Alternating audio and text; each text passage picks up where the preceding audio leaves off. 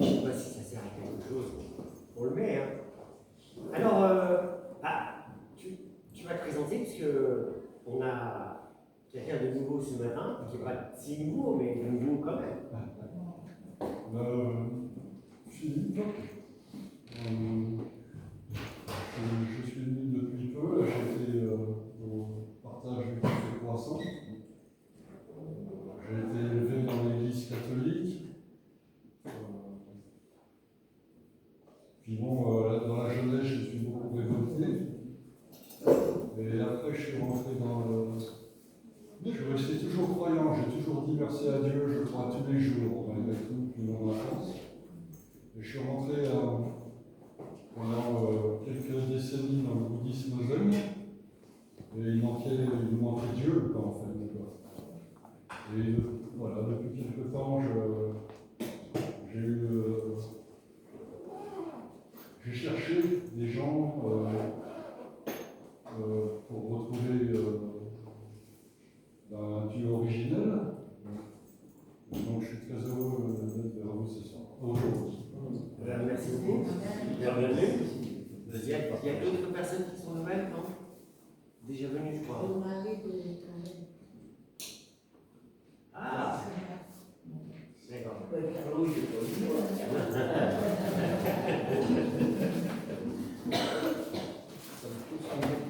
Bon, merci d'être présent. Donc ce matin, on a la tristesse d'avoir Jean-Louis qui est malheureusement malade. C'est lui qui aurait dû apporter le message ce matin. Et il avait un message particulier de susciter la lecture suivie du livre qu'on lit. Bon, voilà, ça sera à partie remise. Essayez de l'avoir dans vos pensées cette semaine dans la prière, parce que c'est vraiment tout à fait nous qui souffre, puisque Marie-France aussi est en souffrance. Je vais demander à Marcel si tu veux bien remettre ce moment entre les mains de Seigneur. Oui. Seigneur Dieu, nous sommes encore présents dans ta maison parce que nous avons constamment besoin de toi, Père éternel. Et nous voulons encore que le message que notre frère est venu apporter, que ça nous parle personnellement à chacun d'entre nous, Seigneur. Que ce message soit une illumination, Seigneur, pour la semaine que nous allons encore passer. Mais surtout, nous sommes là parce que nous avons toujours besoin de toi. Et nous voulons t'honorer, éternel. De la même manière que nous avons chanté, Seigneur, la gloire de ton nom. Nous voulons encore que cette semaine, Seigneur, soit entre tes mains. Parce que nous savons que toute chose, Seigneur, c'est toi qui apportes ta grâce. Et vraiment, sois au contrôle de nos vies. Parle-nous encore à travers ton serviteur. Et sois béni éternellement. Amen. Amen. C'était réjouissant quand même, parce qu'on avait un remake de la Pâque avec Dorothée. Merci beaucoup, Dorothée. Jésus-Christ est vraiment, comme elle allait dire, ressuscité. Et ce Jésus qui est vraiment ressuscité, il a une particularité, c'est qu'il va revenir. Amen. Ce matin, j'ai un petit message comme ça. Quand vous partez de chez vous, est-ce que vous fermez la clé? Oui. Et pourquoi vous fermez la clé? La sécurité. La sécurité. Et pourquoi la sécurité? Il y a des voleurs. Il y a des voleurs? Non. Quand vous partez en vacances, vous faites quoi? On ferme tous les volets, on est les gendarmes. Ah ouais? On met l'alarme. Vous mettez l'alarme? Ah là là là là là. Il y en a qui ont des sociétés de sécurité chez eux? Oui. Des caméras? Ouais. Vous êtes vigilants, hein? Et pour notre vie personnelle avec le Seigneur, est-ce qu'on a cette vigilance? Parce qu'en fait, le message d'aujourd'hui, c'est que le retour de Jésus est comparé à la venue d'un voleur dans la nuit. Vous imaginez? Vous mettez des caméras dans vos maisons, vous mettez des alarmes, vous fermez les volets, vous mettez des doubles tours, vous mettez un tas de trucs. Mais dans notre maison personnelle, qu'est-ce qu'on a mis en place pour le retour de Jésus, qui va venir comme un voleur dans la nuit. Matthieu 24, 43 dit « Vous le savez bien, si le maître de la maison savait à quelle heure de la nuit le voleur va venir, il resterait éveillé et ne laisserait pas percer les murs de sa maison. Et pourtant, dans notre maison, et les biens personnels, on fait ça. » Et il poursuit en disant, dans 1 Thessaloniciens, chapitre 5, verset 2, « En effet, vous savez bien vous-même que le jour du Seigneur viendra comme un voleur dans la nuit. » Ça laisse à réfléchir pour notre vie et la conduite que nous avons en tout temps de notre Seigneur. Est-ce que je suis prêt quand Jésus va revenir? L'élément clé que nous devons retenir, et ça c'est important parce que ceux qui disent que Jésus est déjà revenu, ou il va revenir, ou il est là, ou il est ceci, il y a des sectes bizarres. Il y a un élément clé qui dit personne ne connaît le moment de son retour. Personne. Si quelqu'un vous dit il est là ou non, personne. Et quand il est dit comme un voleur, ça veut dire qu'il y a un effet de surprise. Et un effet de surprise, c'est quelque chose qui se situe dans l'immédiateté. Vous avez réfléchi à l'immédiateté? Tout d'un coup, Jésus est là. Où j'en suis dans mon cœur, où j'en suis dans mon pardon envers mes frères et sœurs, où j'en suis avec mon péché personnel. Incroyable. Le texte dit les hommes mangeront, boiront, se marieront leurs enfants, comme ils l'ont fait de tout temps, comme avant, qu'il n'est le temps de comprendre que le jour du jugement viendra sur eux. Et notre vie quotidienne est faite qu'on oublie ce jour du jugement qui va venir comme un voleur. Et on fait des choses en oubliant que la principale chose qui doit compter pour nous, c'est le retour de Jésus-Christ. Et qu'on doit être prêt pour ce retour.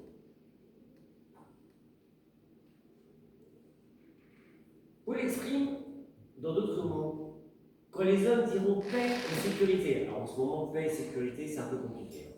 Je reconnais. Mais, je ne sais pas si vous voyez, il y a beaucoup de gens qui vivent dans l'insouciance quand même, parce que là, c'est paix et sécurité pour. On a à manger, on a une maison, on a un toit, on se retrouve le soir, on regarde Netflix, enfin voilà, c'est des trucs. Alors, une ruine soudaine fondra sur eux comme une douleur de la femme enceinte. Ils n'y échapperont pas. C'est un message qu'on doit prendre. Personne n'échappera. Et je crois que le souhait de Jésus, c'est vraiment que chacun d'entre nous, on soit prêt.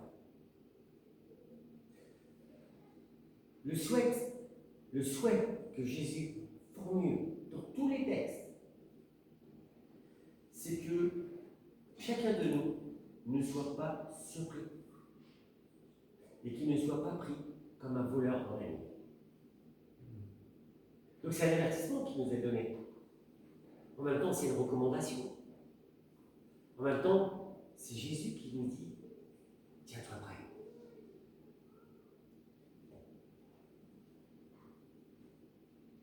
La deuxième particularité qui est importante du retour dans la nuit, c'est qu'il est attribué à Jésus comme retour physique de Jésus qui aura lieu. Retour physique.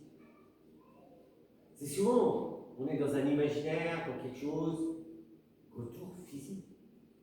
Dieu qui revient, Jésus qui revient personnellement. Alors pour ma part, j'associe aussi ce moment où notre vie s'arrête. Parce qu'en fait, le retour soudain de Jésus peut intervenir à n'importe quel moment de notre vie. Et tout d'un coup, on ne sait pas pourquoi, crise cardiaque ou autre chose, météorite, c'est pas rigolo, mais notre vie s'arrête.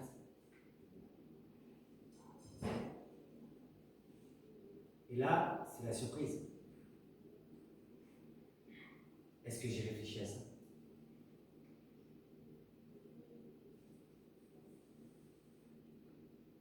Quand notre vie s'arrête sur terre,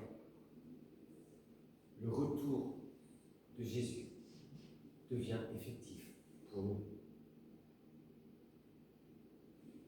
Et on arrive devant Dieu avec un jugement qui nous attend ou ne nous attend pas. Assez lourd comme. Mais c'est une réalité qu'il faut qu'on saisisse. Alors normalement, chacun d'entre nous dans l'Église avons été éclairés et la plupart d'entre nous avons reçu Jésus. Mais dans la plupart d'entre nous qui avons reçu Jésus, comment nous conduisons-nous? Nous avons reçu Jésus, mais il revient dans longtemps. On va pas parler des histoires de vierges, mais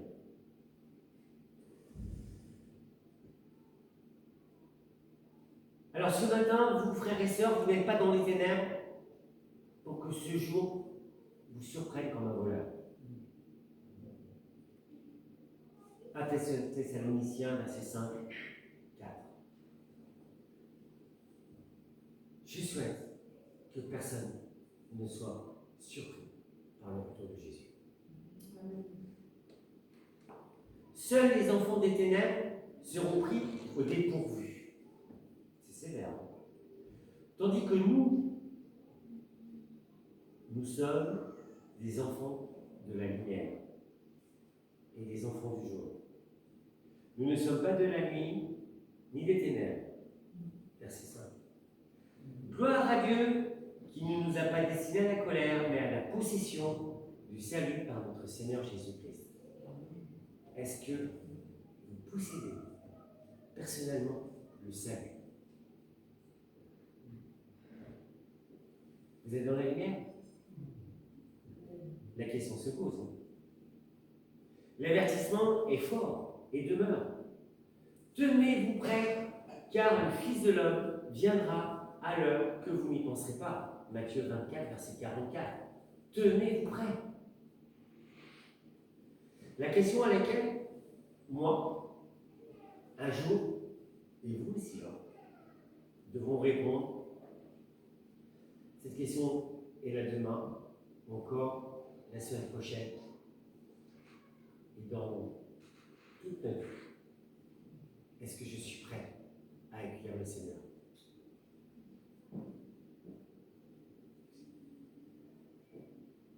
Suis-je prêt pour le retour du Seigneur? Question inquiétante. Et si nous sommes honnêtes avec nous-mêmes, nous risquons réellement de baisser la tête avec un petit oui. Oui, je suis prêt, mais j'ai tellement de choses à régler personnellement. Tellement de choses pas pardonner. Tellement de rancune. Tellement de colère. Des petits larcins par-ci. Mais ce petit oui est important parce qu'il veut dire que nous avons accepté la grâce, le salut et le pardon. Et quand nous venons à l'église tous les dimanches matins, nous ne venons pas parce que nous sommes saints. Nous venons parce que nous disons au Seigneur, pardonne-moi, parce que je suis pécheur.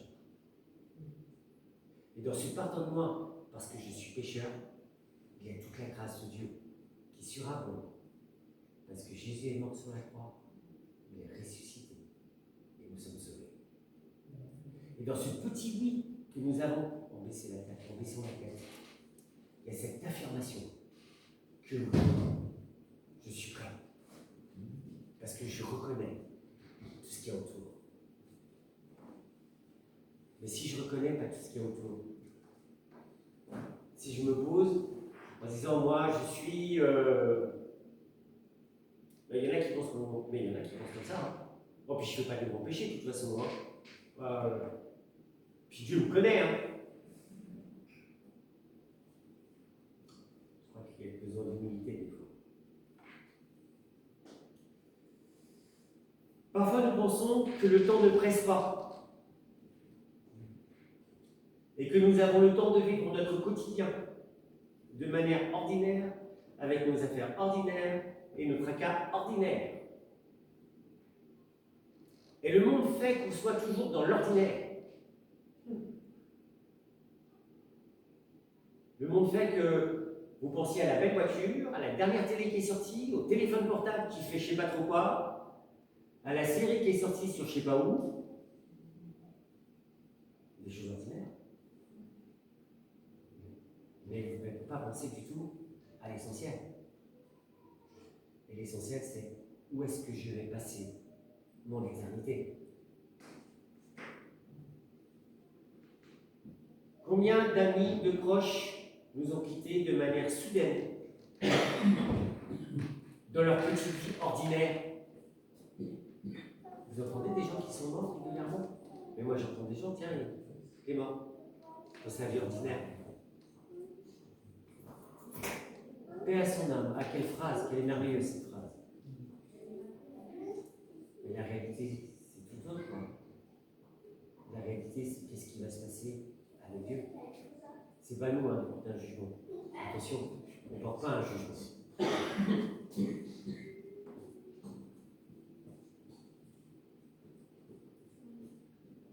La vie, c'est quelque chose de brief, qui passe très vite. Vous vous en rendez pas compte, mais moi aujourd'hui j'ai 59 ans, je ne les ai pas vus passer. Hein.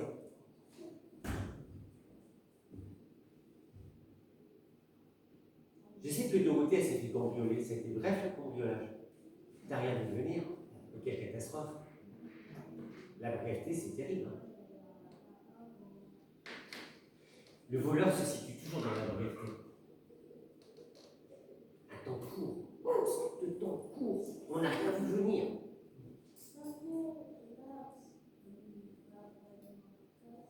Jésus va revenir dans cette brièveté que l'on connaît. Nous qui sommes fidèles, et je souhaite que chacun de nous soit fidèle. Est-ce qu'on est réellement préparé à rencontrer Jésus ce matin? Est-ce que ma maison est rangée? Est-ce que le ménage est impeccable? La table dressée? Comme si je recevais un invité, comme notre intérieur. Moi, souvent, ma maison elle est en bazar, mais si jamais je reçois quelqu'un,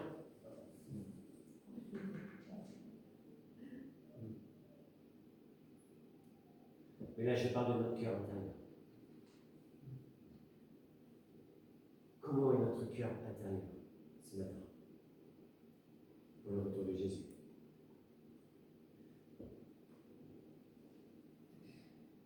Et j'entends tellement de chrétiens qui me disent je suis sauvé parce que j'ai accepté Jésus, je vais échapper au jugement.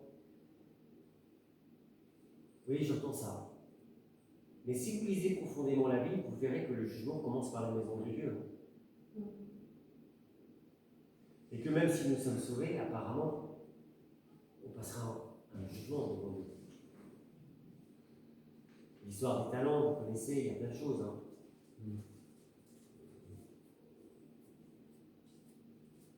On vit pas sa vie pour remporter, je ne sais pas quoi, devant Dieu, non. Ou pour une couronne, je ne sais pas, on va la remporter, mais c'est pas ça. Notre vie, elle est là pour plaire à Dieu. On est sauvé pour servir le Seigneur. On est sauvé pour ressembler le plus possible à Jésus. Ça ne veut pas dire qu'on y arrive. Et Yvon, il est ailleurs que moi, moi je suis ailleurs que Yvon. Les problèmes d'Yvon ne sont pas les miens. Mais Dieu les règle un par un. Et j'ai la sagesse de me courber vers Dieu et de dire pardonne-moi, parce que je suis pécheur. Change mon cœur.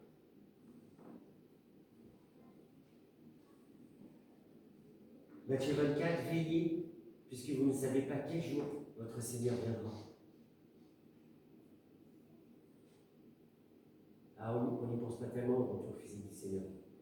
Et pourtant, on chante qu'il est ressuscité, comme on l'a chanté ce matin, il est ressuscité. Mais quand on chante qu'il est ressuscité, il y a aussi Jésus revient.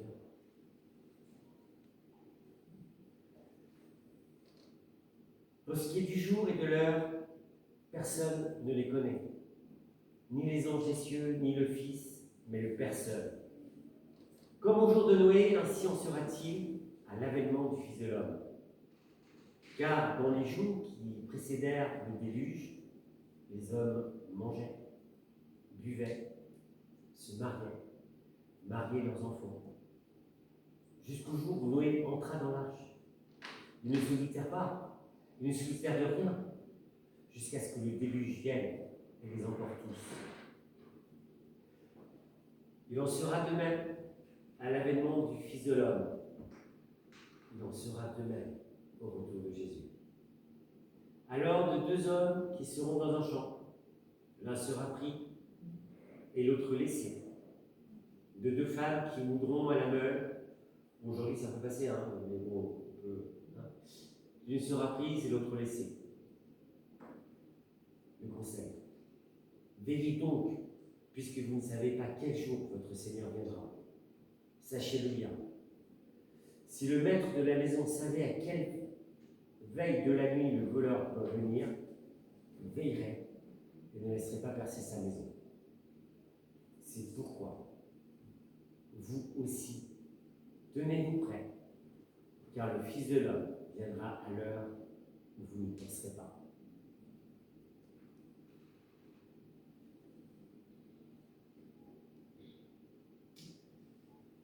Le texte que nous venons de lire nous annonce un jour spécial.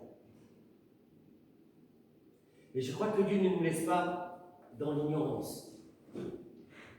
On n'est absolument pas dans l'ignorance au sujet du moment du retour de notre Seigneur. Et je pense que si Dieu ne nous laisse pas dans l'ignorance, c'est parce qu'il y a un objectif, c'est que nous exercions notre foi et notre fidélité. C'est pour ça que nous ne sommes pas dans l'ignorance. Personne ne sera surpris. Mais la question qui me sera posée, c'est qu'est-ce que tu as fait? En aucun cas, je veux nous mettre ou me mettre sous un joug quelconque. Même si, réellement, nous serons jugés, mais nous serons jugés par amour, avec une loi d'amour, avec un Dieu d'amour.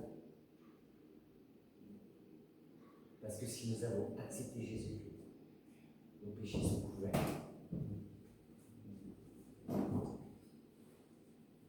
Nous attendons notre libérateur qui sera la fin des douleurs, des souffrances et la délivrance. Plus fort. Nous attendons notre libérateur, oui, à la fin, il sera la fin des douleurs, des souffrances et la délivrance. C'est important, Et c'est pour ça qu'on se prépare. Donc je crois que Jésus ce matin nous demande, te demande, de t'accrocher à ses promesses. Il nous demande aussi d'avertir tous nos contemporains. Et avertir nos contemporains, c'est un acte d'amour. Je ne veux pas que tu ailles en enfer, parce que le message est réel. Tu vas aller en enfer si tu n'as pas accepté Jésus.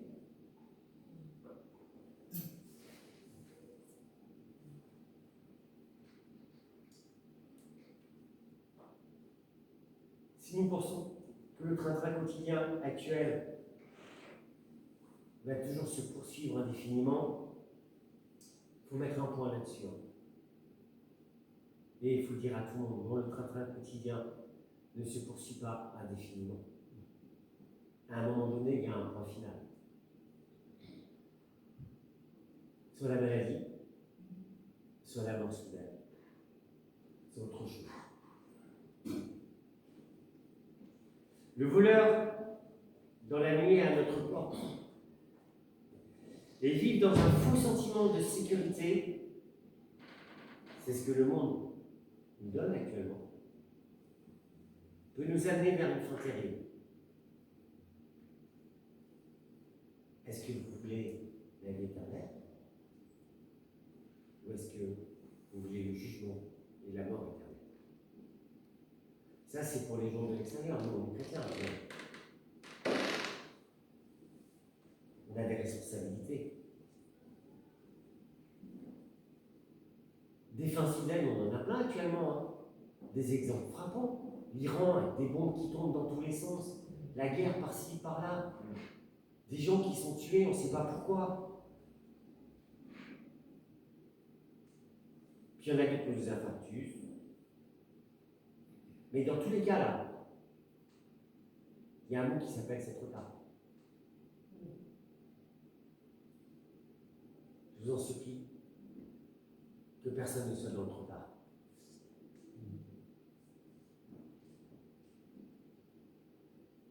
Vous vous rappelez ce qui s'est passé à l'Argeneuil? L'Éternel ferma la porte. Et les déluges vint sur la terre. Tous périrent. Sauf Noé et sa famille. Wow. Et Jésus dit qu'il en sera de même pour nos contemporains aujourd'hui. Vous imaginez pas comment c'est grave.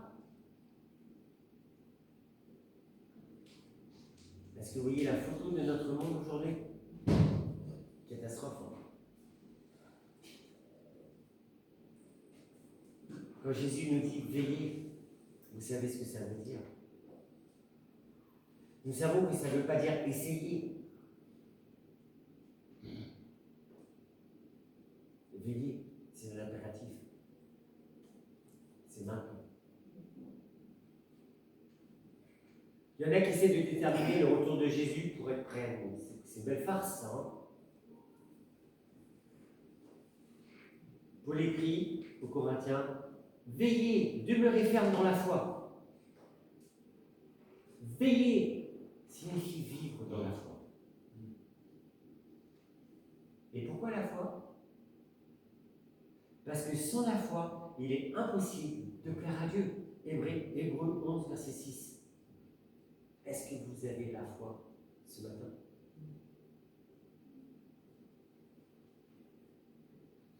Vous savez ce que implique la foi? Parce que j'entends tellement dire je crois en Dieu. C'est quelqu'un de proche de moi qui me dit je crois en Dieu aussi. Mais il manque quelque chose. La foi implique la repentance. Et cette repentance implique que j'ai l'assurance que mes péchés sont pardonnés. La foi implique une relation basée sur l'amour avec Dieu. Est-ce que vous avez une relation d'amour avec Dieu? Veiller implique une obéissance. Veiller implique rechercher la volonté de Dieu. Veiller implique la sanctification. Et la sanctification, c'est l'œuvre du Saint-Esprit qui est en nous qui nous sanctifie. Veiller implique aimer Dieu de tout son cœur, de toute son âme, de toute sa force, de toute sa pensée. Est-ce que ce matin, j'aime Dieu de tout mon cœur, de toute ma force? Je vais les versets, rechercher la sanctification sans laquelle personne ne verra le Seigneur. Il est fort ce verset, hein? Hébreux 12, verset 14.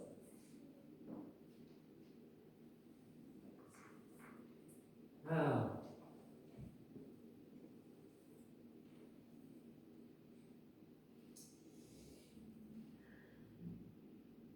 Je vais continuer en disant, si nous ne recherchons pas Dieu au quotidien de notre vie, nous ne sommes plus dans cette veille du retour du Seigneur. Je dois chercher Dieu au quotidien de ma vie. Le matin, je dois me lever avec Dieu. À midi, je dois manger avec Dieu. Le soir, je dois me coucher avec Dieu.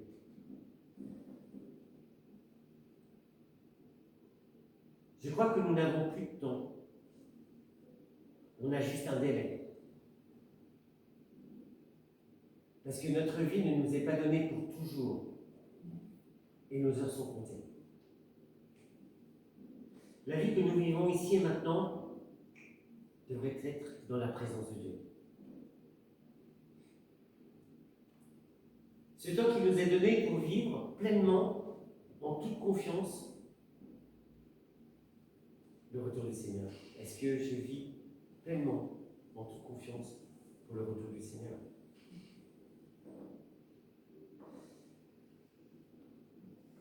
Je vais terminer. Si tu ne veilles pas, je viendrai comme un voleur et tu ne pourras pas savoir à quelle heure je viendrai te surprendre. Voilà l'avertissement avec lequel vous allez repartir ce matin. Je crois que le retour de Jésus est imagé de manière violente et effrayante, du commencement jusqu'à la fin du Nouveau Testament, sur le Seigneur qui entre par effraction comme un voleur dans la nuit.